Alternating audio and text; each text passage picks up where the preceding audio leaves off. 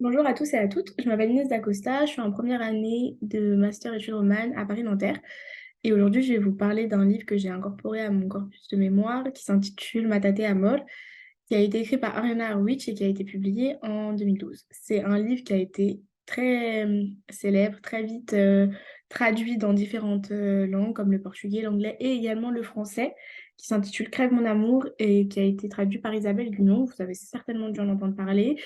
Mais aujourd'hui, je voulais vous en parler parce que j'ai appris qu'il allait être adapté au cinéma. Et je me suis dit que ça pouvait être très intéressant de comparer la manière dont l'écriture d'Ariana Harwich allait être adaptée au cinéma, allait être retranscrite, quels vont être les effets apportés au film pour vraiment retranscrire l'écriture qui est pour moi le point clé de ce roman au cinéma. Parce qu'en fait, l'écriture est très abrupte, très directe.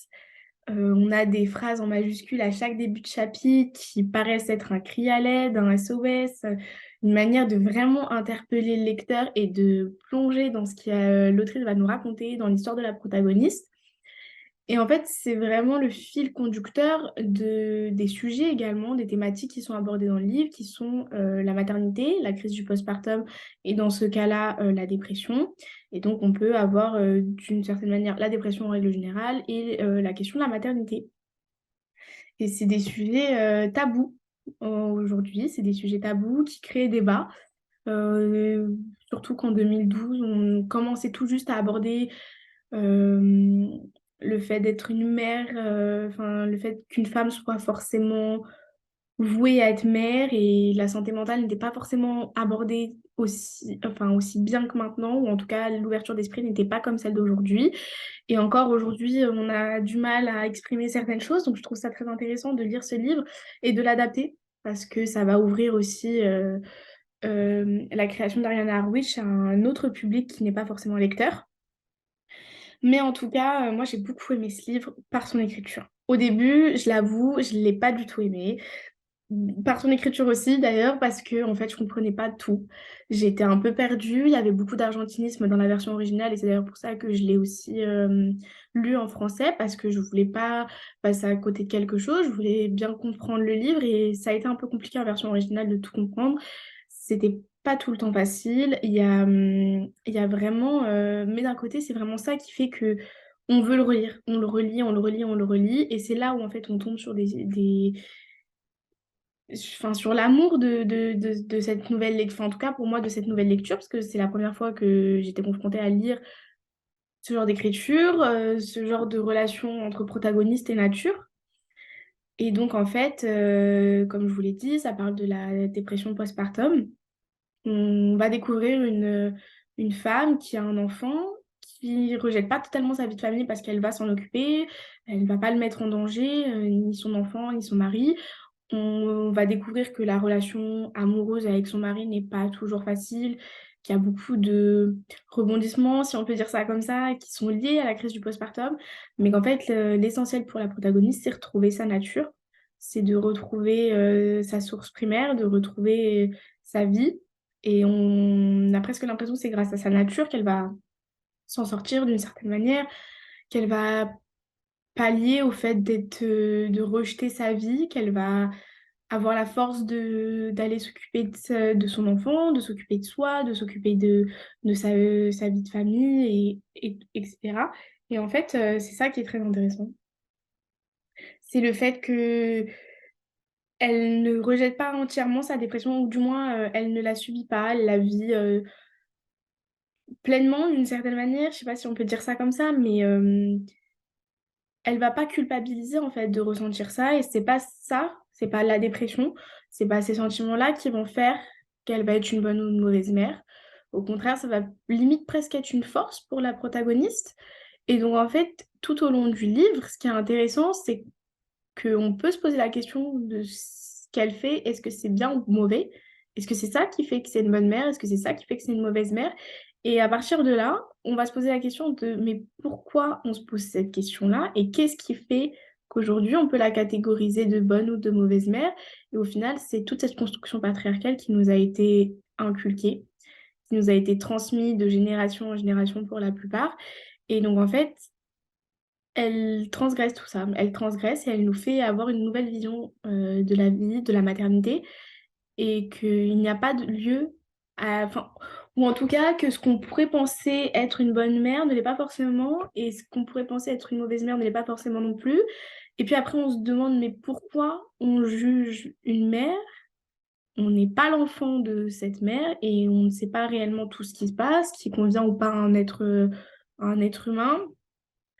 Et puis, c'est compliqué aujourd'hui de juger une mère parce qu'on repose vraiment toutes nos attentes sur la femme et non sur le couple en général, le couple parental en règle générale, ou sur l'homme, par exemple. Il y a beaucoup plus d'attentes féminines de mère. Par exemple, la mère aujourd'hui, il y a quand même beaucoup de personnes qui pensent qu'il ne faut pas qu'elle travaille autant, ou qu'il faut qu'elle ait un jour par semaine à la maison pour s'occuper des enfants, ou des choses comme ça, en fait, finalement. Et ça reste lié à la construction patriarcale qu'on a eue de garder la mère au foyer et à l'emprise du foyer, à l'emprise de ses enfants, pour garder une structure familiale. Mais finalement, là, on se rend bien compte qu'elle a besoin aussi de se retrouver en tant que femme, en tant qu'être humain, en tant que personne, pour pouvoir lier sa vie de femme à sa vie de mère.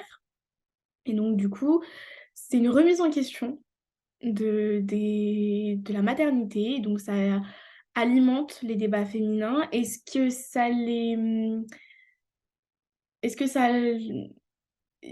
ça leur apporte vraiment d'aborder la maternité dans ce sens-là ou pas?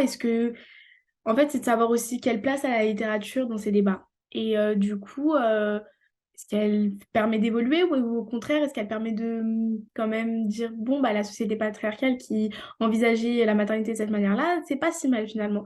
Et en fait, on est un peu entre les deux parce qu'on se rend compte que oui, elle est en dépression, oui, elle le vit comme ça, et elle ne culpabilise pas, et c'est pas ça qui va faire d'elle une bonne ou une mauvaise mère, comme pourrait potentiellement euh, le dire la société patriarcale, parce qu'on a quand même des mots tels que hystérie, qui veulent quand même dire la maladie du vagin, qui sont souvent catégorisés à l'après-accouchement, donc à la crise du postpartum, pour catégoriser le ressenti féminin comme la maladie du vagin. Donc c'est quand même assez contraignant pour une femme d'entendre ça.